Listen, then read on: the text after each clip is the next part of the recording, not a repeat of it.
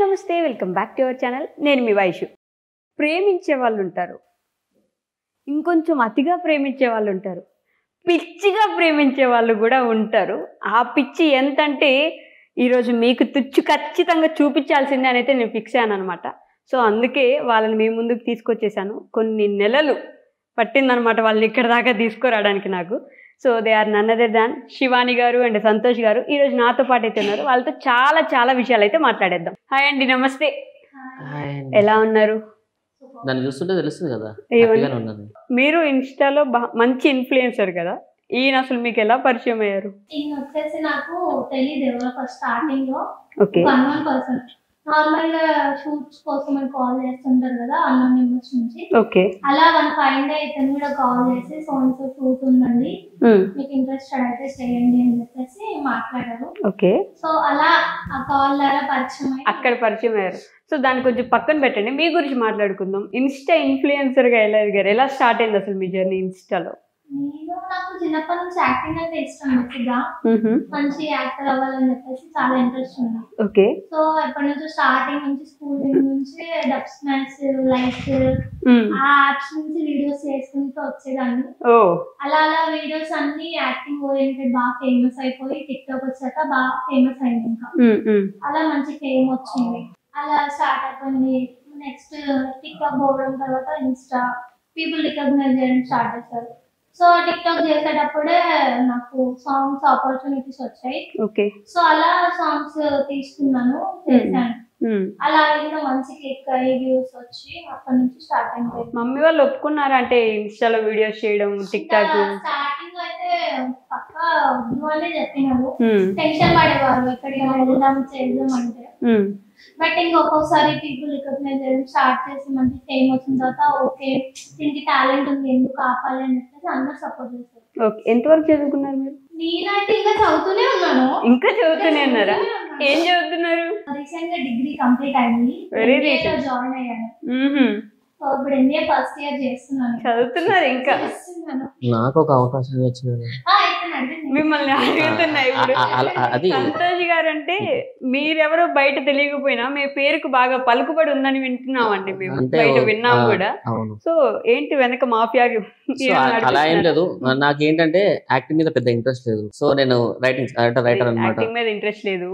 Okay, serious నిజమే చెప్తున్నా. Songs and stories రాస్తాను. అవి ఎవరికైనా ఫ్రెండ్స్ కానీ వాళ్ళకి కానీ వీళ్ళకి కానీ ఇచ్చేస్తుంటా సాంగ్స్. మనకు మనీ మోస్ట్ ఇంపార్టెంట్ అనమాట. నా లైఫ్ లో మనీకి ఇచ్చిన రెస్పెక్ట్ నేను ఇంకా ఎవరికి ఇవ్వను. సో మనీ తీసుకుంటాను, వాళ్ళకి సాంగ్స్ కానీ స్టోరీస్ కానీ ఇచ్చేస్తా. సో వాళ్ళు పేరు వేయచ్చు వేయకపోవచ్చు. ఒకవేళ పేరు కావాలి వేయండి అని చెప్తే, స్టోరీ రైటర్ గా పేరు వేయండి అని చెప్తే పేమెంట్ ఎక్కువ ఇచ్చేస్తారు కొంచెం. సో పేమెంట్ తీసేసుకొని దానివల్ల నేను చాలా మోసపోయా చాలా మందితోటి. మంచి మంచి సాంగ్స్ స్టోరీస్ చాలా మిస్ అయ్యా నేను. అలా టాలెంట్ ఉంది అలా వేరే వాళ్ళకి ఇచ్చేపు, డబ్బులు చెప్పినా పర్లేదు నీ పేరే ఎంచుకో అని చెప్తే లేదు, మనీ అనేది అవసరం మనకి. సో నేను ఇప్పుడు ఏదైనా చెయ్యాలి అన్నా సరే నాకు మనీ ఇంపార్టెంట్ ఫస్ట్. నేమ్ తో నాకు పెద్ద మ్యాటర్ ఏం కాదు, ఎందుకంటే నేను ఆల్రెడీ అందరికి తెలుసు. సో నా ఫ్రెండ్స్ కానీ నా రిలేటివ్స్ కానీ వాళ్ళందరికి తెలుసు నేను ఏం చేస్తాను, ఏం జాబ్ చేస్తాను అన్ని తెలుసు. ఏం జాబ్ చేస్తారండి? అంటే నాకు జాబ్స్ కూడా ఉన్నాయి మళ్ళీ. అదే ఏంటి చెప్పరా?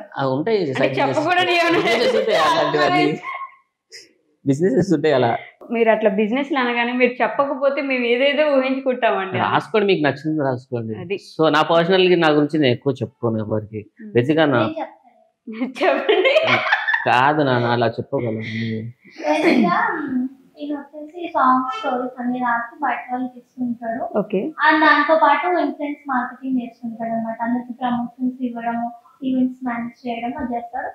దాంతో పాటు ఇంకా పర్సనల్ గా ఆంటీ వాళ్ళ సైడ్ షాప్స్ అవి ఉన్నాయి, మాది ఓన్లీ లైటింగ్ షాప్స్, అవి కూడా మెయింటైన్ చేస్తాడు.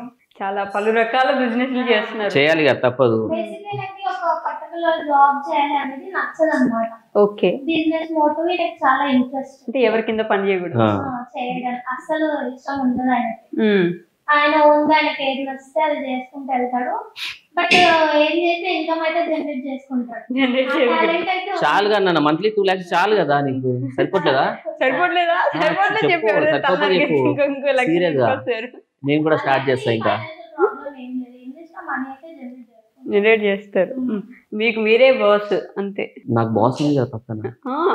ఇప్పుడు ఇలా చెప్పకపోతే కష్టం కదా ఇంటికి వెళ్ళాక, అంతే కదా. లేదు లేదు లేదు, నాకు ఎప్పుడు తినే బాస్, మా అమ్మ తర్వాత తినే. సో మీరేం చదువుకున్నారు? Second year, inter second year.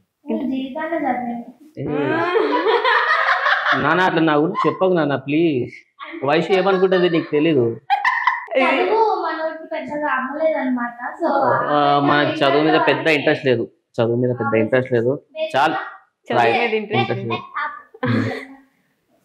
Second year వరకు చదువుతున్నారు, బట్ వీళ్ళ ఫాదర్ ఎక్స్పైర్ అవడంతో ఇంకా అప్పట్లో స్టడీ ఆపేసి. సో నాన్న చనిపోయిన తర్వాత నుంచి నాకు అంత ఇంట్రెస్ట్ లేదు. ఇంట్లో ఫ్యామిలీలో అన్నయ్య, నేను, తమ్ముడు ఏది చూసుకున్నా మేము ముగ్గురమే కలిసి మాట్లాడుకుంటూ చేసేస్తాం అనమాట. మమ్మీకి ప్రాబ్లం రాకుండా. మమ్మీ చిన్నప్పటి నుంచి చాలా కష్టపడ్డది, మమ్మీ కానీ డాడీ కానీ. డాడీ లేకపోతే మమ్మీ కూడా చాలా ఫీల్ అవుతుండే అనమాట. ఇంకా అదే టైంలో నాన్న చనిపోయే ముందులోనే అన్నయ్యకి పెళ్లి అయిపోయింది. ఇంకా అన్నయ్యకి పాప బాబు అనమాట. ఇంకా వాళ్ళని చూసుకుంటూ అలా అలా అలా ఫ్యామిలీ మొత్తం అందరు మేము ఎక్కడికి వెళ్ళమన్నమాట. అందరం ఒకటే దగ్గరే ఉంటాం, గొడవ పడకుండా.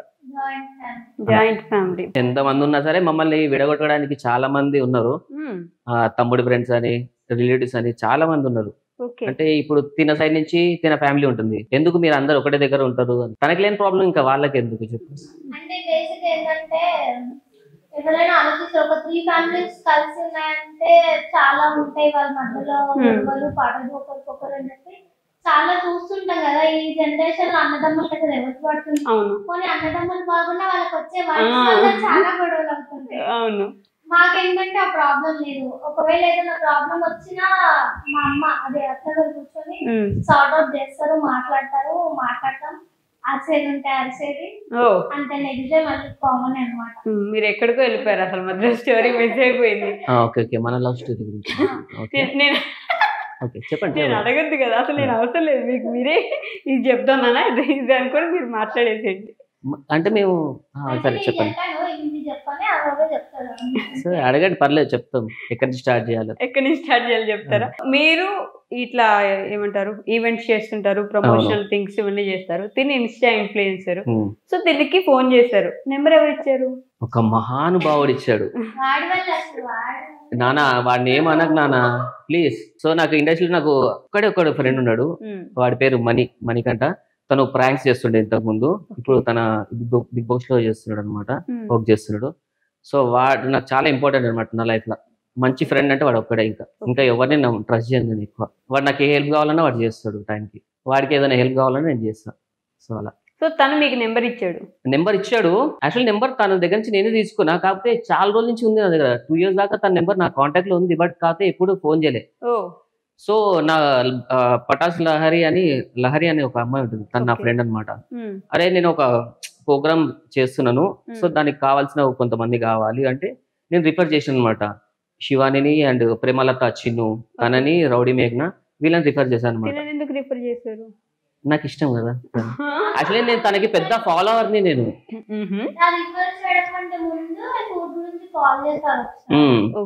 అలా వాట్సాప్ లో కాంటాక్ట్ ఉండిపోయింది, స్టేటస్ చూద్దాము అంతేగాని ఎక్కువ మాట్లాడుకోవడం అంతా ఏమీ లేదు. ఏమన్నా షూట్స్ పర్పస్ ఏమైనా ఉంటే చెప్తానని చెప్పాడు. ఓకే చెప్పండి, ప్రాబ్లం ఏం లేదు అని చెప్పాను.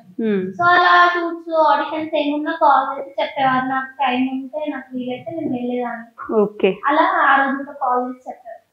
మీరు పెద్ద ఫాలోవర్ తనకి? ఫాలోవర్ అండ్ ఫ్యాన్ కూడా. ఫ్యాన్ నుంచి హస్బెండ్ అయిపోయాడు. డైరెక్ట్ వే అన్నమాట. డైరెక్ట్ వే, మధ్యలో ఎక్కడ ఆగలేదు కూడా. అసలు మా ఇద్దరు రిలేషన్ ఎట్లా స్టార్ట్ అయ్యింది అంటే, మామూలు తను బ్లాక్ చేస్తా అని చెప్పేసి నాతో కాంటాక్ట్ లో ఉన్నప్పుడు ఎప్పుడు షూట్స్ చెప్తావు బట్ ఎప్పుడు కలవలేదు ఏంటి నువ్వు అని చెప్పేసి నన్ను ఒకసారి గొడవ పడింది నాతోటి. గొడవ పడితే ఏం లేదు నాకు అలా నచ్చదు, టైం వచ్చినప్పుడు కలుస్తాం కదా, నువ్వు కూడా ఇండస్ట్రీలోనే ఉంటున్నావు కదా.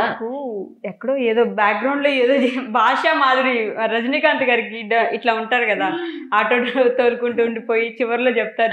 సో ఏమైందంటే కలుద్దాం, టైం వచ్చినప్పుడు మనమే కలుస్తాం కదా అని చెప్పిన. సరే నీతో మాట్లాడు, బ్లాక్ చేస్తా అని చెప్పేసి తను బ్లాక్ చేసేసింది. ఎర్లీ మార్నింగ్ 6 o'clock కి నేను వాళ్ళ ఇంటి ముందు నిల్చున్నా, బ్లాక్ చేసిందని. ఎందుకు? అప్పటి వరకు ఒక 6 months 7 months దాకా అడిగింది నన్ను కలువు అని, బట్ నేను అప్పుడు అంత పట్టించుకోలేదు. సరే బ్లాక్ చేస్తే ఏమైంది, అయిపోతుంది కదా మామూలే. ఎందుకంటే తను నాకు ఇష్టం కదా. నిల్చున్న తర్వాత ఫోన్ చేస్తే నీతో మాట్లాడి వేరే నెంబర్ వచ్చి ఫోన్ చేసిన, నీతో మాట్లాడి బ్లాక్ చేసేసిన. సరే నేను మీ ఇంటి బయట కలుద్దాం అన్నావు కదా, వచ్చాను అని చెప్పా. కరోనా టైంలో అన్ని రోడ్స్ అన్ని బ్లాక్ చేసేసిండ్రు.